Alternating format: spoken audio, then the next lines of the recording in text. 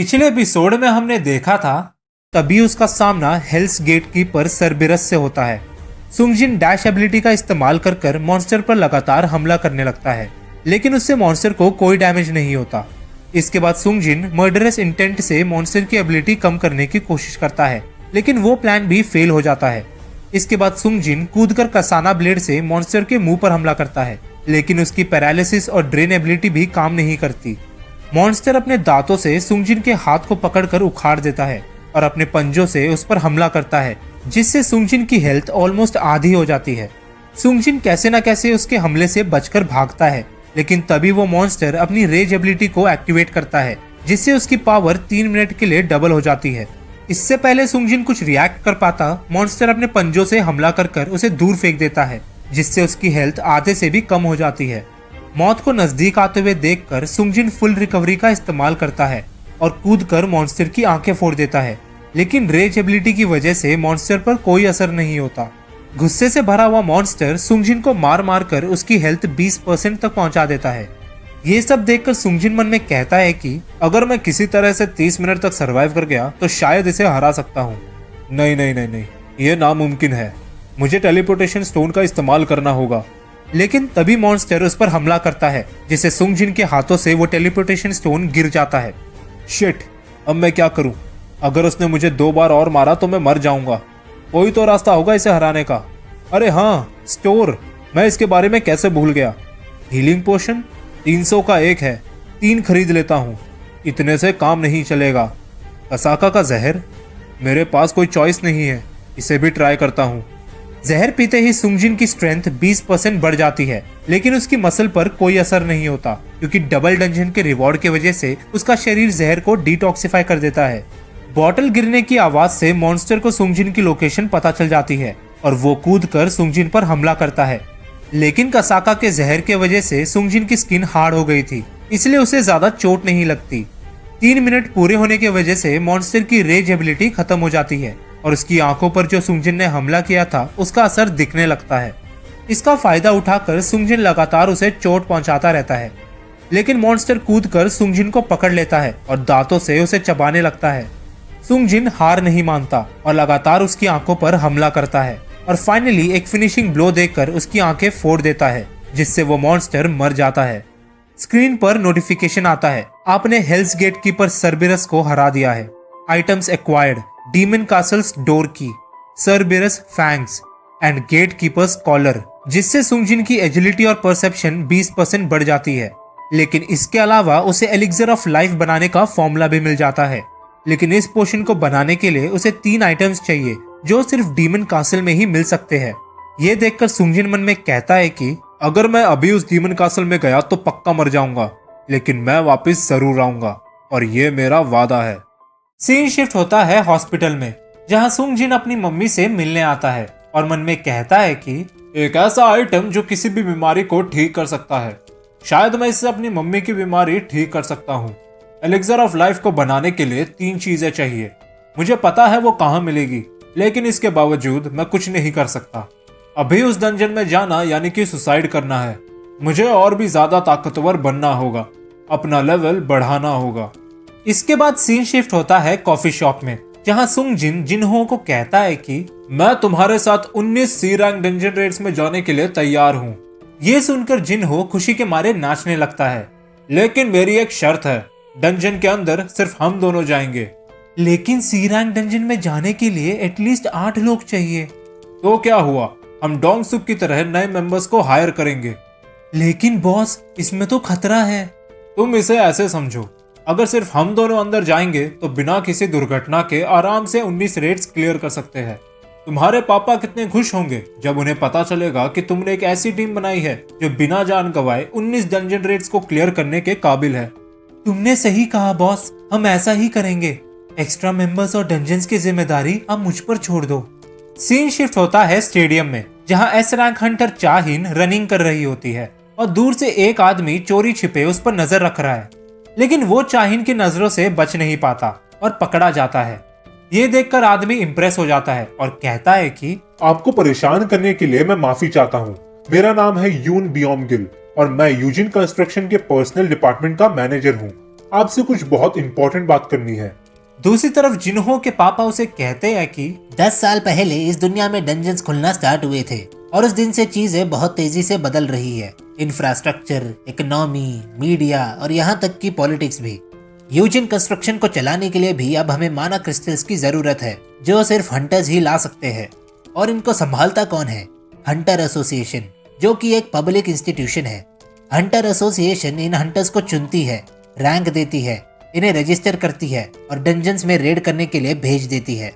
लेकिन डंजन के अंदर मिलने वाले रिसोर्सेस को कलेक्ट करने का काम गिल्ड करती है, एक ऐसा बिजनेस ग्रुप जो इन डंजन रिसोर्सेस को बेचकर बहुत अमीर बन चुकी है। इनमें से hunters guild, white tiger guild, reaper guild और नाइट्स गिल्ड दुनिया के 5 सबसे बड़े गिल्ड है। और मैं सिर्फ हाथ पर हाथ धरे बैठे नहीं रह सकता। हमने इस देश के लिए कितना कुछ किया है। डंजन के रिसोर्सेस को संभालने की जिम्मेदारी भी हमारी होनी चाहिए, इसलिए मैं भी एक गिल्ड बनाना चाहता हूँ। ये सुनकर जिन्हों मन में कहता है कि अगर पापा की कही बात सच भी है, तब भी मेरे भाई के बिजनेस पार्टनर के लिए एक एस रैंक हंटर को चुनना खतरे से खाली नहीं है। लेकिन अगर मैं गिल्ड मास्टर बन गया तो सारी प्रॉब्लम सॉल्व हो जाएगी। मुझे ये करना ही होगा। सीन शिफ्ट होता है पार्क में, जहाँ सुंगजिन अपने डेली क्वेस्ट को कंप्लीट करता है। लेकिन पिछले बार की तरह इस बार उसकी एक्स्ट्रा एक्सरसाइज सिस्टम में काउंट नहीं होती, यानी कि सीक्रेट क्वेस्ट में मिलने वाला कर्स्ड रैंडम लूट बॉक्स भी अब उसके हाथ से चला गया। इसके बाद सुंगजिन अपने डेली क्वेस्ट के रैंडम लूट बॉक्स को ओपन करता है, इस उम्मीद में कि उसको डीमंस कासल की जैसी कोई कीमती चीज मिलेगी। लेकिन उसको मिलता है एक बकवास सा बच्चों का गेम, जिसे देखकर वो बहुत ज्यादा निराश हो जाता है। घर जाते समय सुंगजिन मन में कहता है कि मैं अब लेवल 26 पर पहुंच चुका हूँ। डेली क्वेस्ट के छोटे मोटे रिवॉर्ड से काम नहीं चलेगा। ताकतवर बनने के लिए मुझे सी रैंक डंजन्स में जाना होगा, लेकिन जिन्हों की मदद के बिना मैं ऐसा नहीं कर सकता। अरे हाँ, पेनाल्टी जोन। अगर मैं उस सेंटीपीड से लड़ूं तो?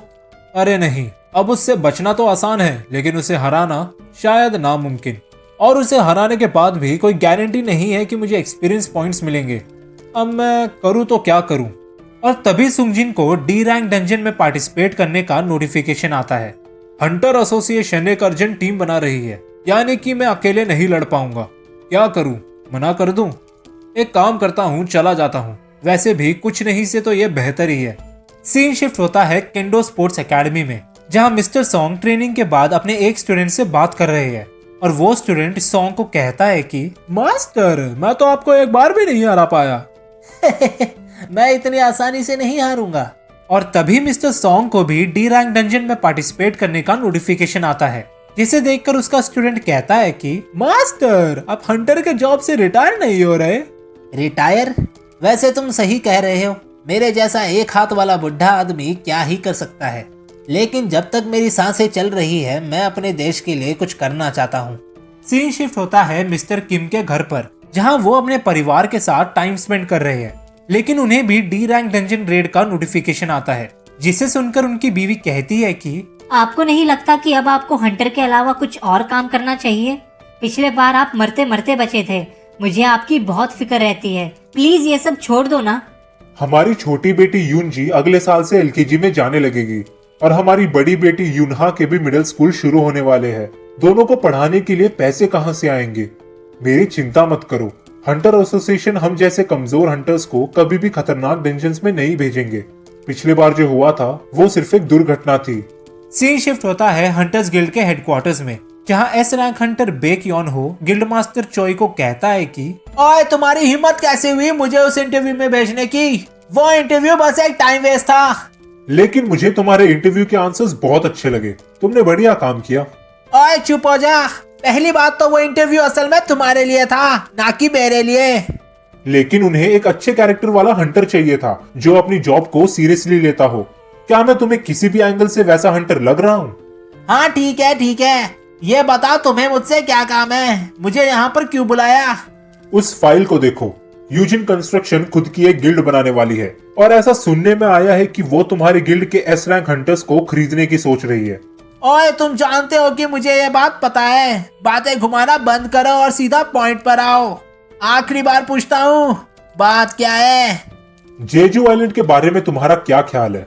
डंजन को क्लियर करने की नाकामयाबी के बाद उस आइलैंड को हमेशा के लिए बंद कर दिया गया और समुद्र के किनारों से सर्विलेंस कर लोगों को साल में एक बार उस आइलैंड की जानकारी दी जाती है। हमारा शहर जेजू आइलैंड को भूलने की कोशिश कर रहा है, लेकिन उस आइलैंड में जो कुछ हुआ था मैं उसे कभी नहीं भूल सकता। मैं उस आइलैंड को आने वाले फ्यूचर में क्लियर करने की सोच रहा हूँ और मुझे इसके लिए तुम्हारा साथ चाहिए। हमें और भी ज्यादा ताकतवर बनना होगा। हमें नए साथी ढूंढने होंगे। लोगों के दिलो दिमाग से जेजू आइलैंड का डर मिटाना होगा। बे क्योन हो, तुमने भी तो उस आइलैंड में किसी को खोया है ना? इसके बाद हमें जेजू आइलैंड की कुछ झलकें दिखाई जाती है जहां यूनसियोक नाम के एस रैंक हीलर की मौत हो गई थी। सीन शिफ्ट होता है जूही पर, जो फोन पर अपनी मम्मी से बात कर रही है। बेटी, कितने दिनों बाद तुमने कॉल किया, सब ठीक तो है ना? हाँ मम्मी, मैं ठीक हूँ। और तुम्हारा हंटर का काम कैसा चल रहा है? तुम एक बी रैंक हीलर हो ना, फिर तो तुम्हारी टीम में बाकी सब तुमसे बहुत स्ट्रांग होंगे। कहीं ऐसा तो नहीं कि तुम उनके रास्ते में आ रही हो? तुम्हें पता है ना, तुम हमेशा से डरपोक थी। अगर तुमसे ये नहीं हो रहा है तो कोई बात नहीं, यहाँ आकर हमारे बिजनेस में मदद करो। लेकिन ये सब सुनकर जूही गुस्से में आ जाती है और फोन काट देती है।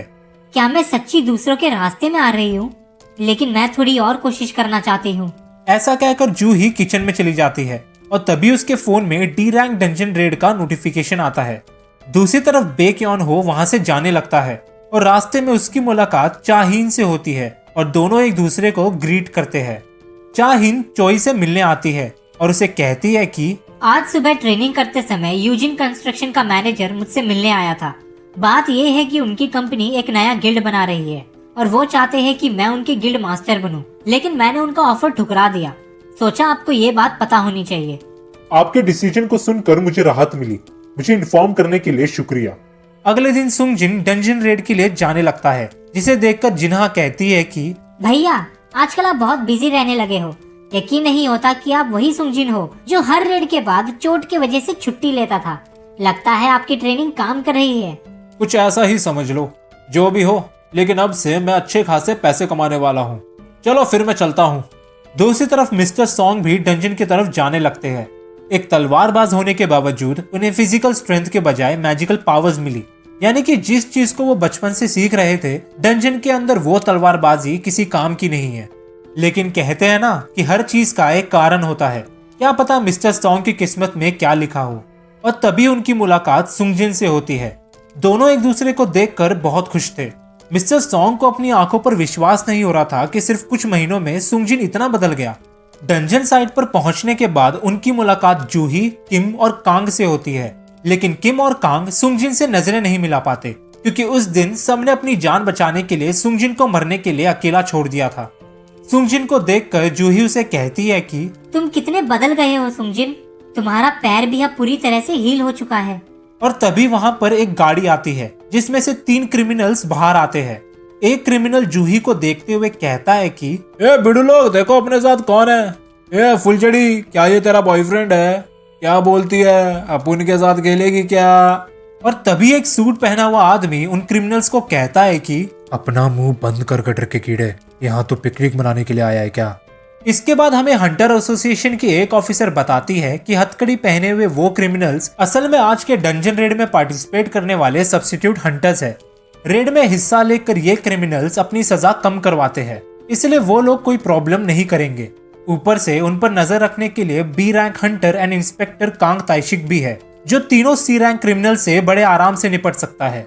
ये सुनकर सुंगजिन जूही को कहता है कि मुझे नहीं पता ये अच्छा आइडिया है या नहीं, लेकिन मेरे हिसाब से तुम्हें इस रेड में पार्टिसिपेट नहीं करना चाहिए। और तुम? मैं अंदर जाऊंगा। फिर मैं भी जाऊंगी। कांग ताइशिक उन क्रिमिनल्स की हथकड़ियां खोल देता है और कहता है कि अगर तुमने होशियारी करने की कोशिश की तो मैं मारूंगा पहले और पूछूंगा बाद में। आई बात समझ में?